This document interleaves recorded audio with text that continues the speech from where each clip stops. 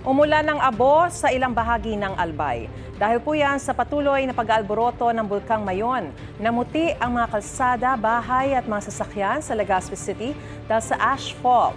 Ayon sa ilang residente, nakaranas sila ng pangangati ng lalamunan at mata. Kasabay na ashfall, tuloy-tuloy rin ang mga rockfall event at pagbuga ng uson o pyroclastic density currents ng Bulkang Mayon. Dumadaos-dos ang mga ito sa Isi, Bonga at Basud Gullies ayon sa FIVOS. Payo ng mga otoridad, kapag may ashfall, magsuot po ng N95 mask o kaya ay gumamit ng malinis at basang tela para takpan ang ilong at bibig. Gusto mo bang mauna sa mga balita? Mag-subscribe na sa GMA Integrated News sa YouTube at tumutok sa unang balita.